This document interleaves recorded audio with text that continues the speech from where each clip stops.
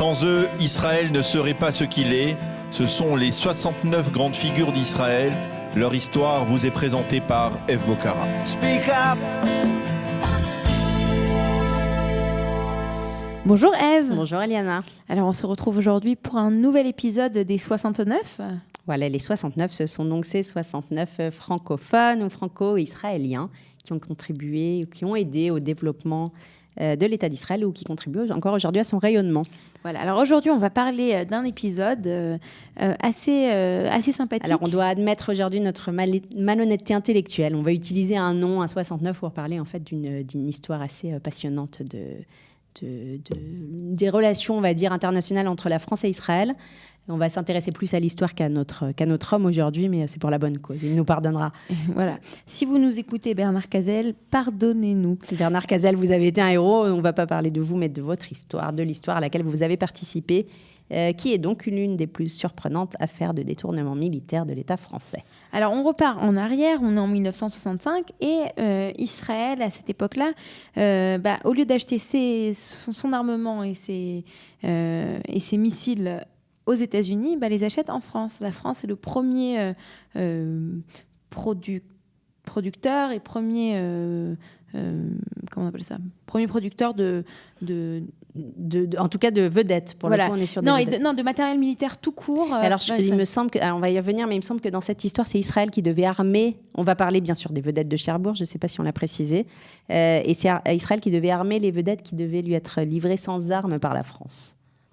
Oui, mais de toutes les façons, Israël le fait toujours. Israël achète toujours les armes qu'elle achète, elle les achète toujours pas à demi-faites, mais presque à demi-montées. Et c'est ensuite elle qui utilise sa technologie. Voilà. Avec sa technologie. Enfin bon, on est en 65 et elle achète à la France 12 vedettes. Ce sont des vedettes. Ce sont en fait des petits bateaux, n'est-ce pas ? Ce sont, je ne sais pas s'ils sont petits ou ils sont gros. Je ne suis pas sûre que ça c'est petit, mais ils sont pas des porte-avions, quoi. C'est plus petit. C'est plus petit qu'un porte-avions. Ils sont supposés avoir fonction de canière lance-missiles, ces vedettes. Voilà. Et c'est construit à Cherbourg. C'est construit au chantier naval de Cherbourg, d'où l'histoire des vedettes de Cherbourg, à ne pas confondre avec les parapluies. Exactement. Et en 67, ce qui se passe, c'est qu'il y a la guerre des 6 jours. Et la guerre des 6 jours, on se souviendra de Charles de Gaulle qui aura quelques mois après la guerre des 6 jours cette phrase un peu destructrice en disant que l'État d'Israël, le peuple juif, ce peuple sûr de lui est dominateur. Donc toujours dans cette même mouvance, dans cette même politique, il décide de déclarer, il décrète l'embargo en fait sur les ventes d'armes à l'État d'Israël et alors qu'Israël avait déjà acheté en 65 des navettes, nous nous retrouvons en 68 avec l'interdiction pour l'armée française ou pour les industries françaises de livrer aux Israéliens les produits que les Israéliens ont achetés. Exactement. Alors un certain nombre de navettes avaient déjà été livrées en fait à Israël quand survient cet embargo de Gaulle qui devient total en 69. Après un raid israélien sur l'aéroport de Beyrouth, au Liban, en représailles d'un attentat commis contre la compagnie El Al.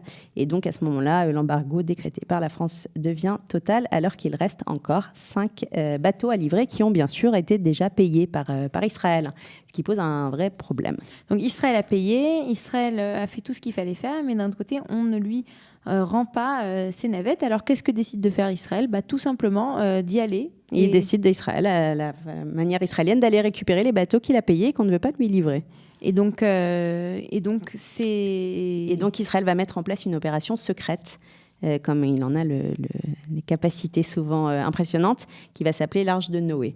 L'Arche de Noé qui va servir à aller récupérer discrètement ces navettes à Cherbourg, au chantier naval de Cherbourg. Alors pour la petite histoire, un jour j'ai pris l'avion avec une femme israélienne qui parlait parfaitement le français.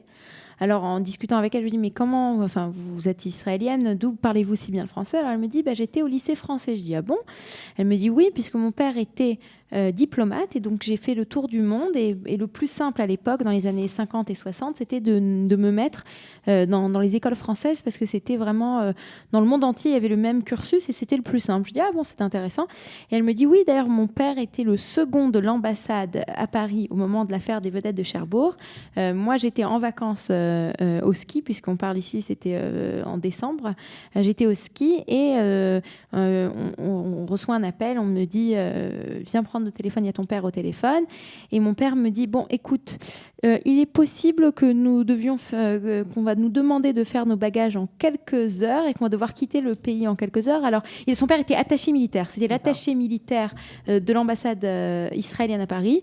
Et donc, on lui a dit, c'est possible que dans les prochaines heures, tu doives revenir sur Paris et qu'on fasse nos bagages. Il y a un gros scandale international qui se prépare. Et c'est ce qui s'est passé, puisqu'en fait, son père était le second de l'ambassade. Et en fait, c'était l'attaché militaire, au final, c'est le seul qui a été renvoyé, puisque c'était lui qui était au courant de toute l'histoire, puisque c'est l'armée israélienne qui est venue récupérer les bateaux. Mais voilà, pour la petite histoire, c'était une rencontre dans un avion, c'était assez intéressant. Voilà. Et merci ces informations. Alors, Bernard Cazel. Bernard Cazel, on y vient. Alors simplement, on finit notre histoire, puisque Bernard Cazel,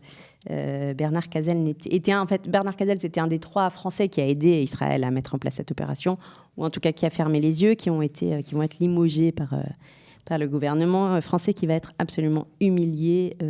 Alors, pour résumer l'affaire, l'opération, ça se passe dans la nuit de Noël, du 24 au 25 décembre 69, que les Israéliens vont envoyer 150 marins et officiers du Mossad pour aller s'emparer des bateaux. Voilà. Et au petit matin, en fait, on se rend compte que les navettes ne sont plus là et qu'elles se rapprochent de Haïfa, où elles sont accueillies triomphalement. Donc l'humiliation de la France est totale. Donc vont être limogés les hommes considérés comme responsables du désastre. Du désastre pour la France, la réussite de l'opération israélienne. Ces hommes qui s'appellent Félix Amiot, qui est le propriétaire des chantiers de Normandie, notre général Bernard Cazel, qui est secrétaire général de la Défense nationale, et puis l'ingénieur général Louis Bonte, qui était de la délégation militaire pour l'armement. Voilà. Et donc, le secret a été plus ou moins gardé pendant 40 ans, mais on sait aujourd'hui que ces hommes-là ont discuté en secret avec Israël et qu'ils ont participé au succès de l'opération. Alors, c'est grâce donc à ces Français et un petit peu de chutzpah israélienne qu'on a réussi. Un petit peu beaucoup. qu'Israël a réussi en 1969 à récupérer les navettes qu'elle avait payées. Voilà. Sur cette jolie histoire, je vais vous laisser, Ève, et puis on va se retrouver très vite pour de nouveaux 69. Absolument. Merci, Eliana. Merci, Ève.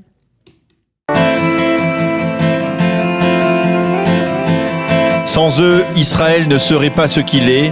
Ce sont les 69 grandes figures d'Israël. Leur histoire vous est présentée par Ève Bocara. Speak up.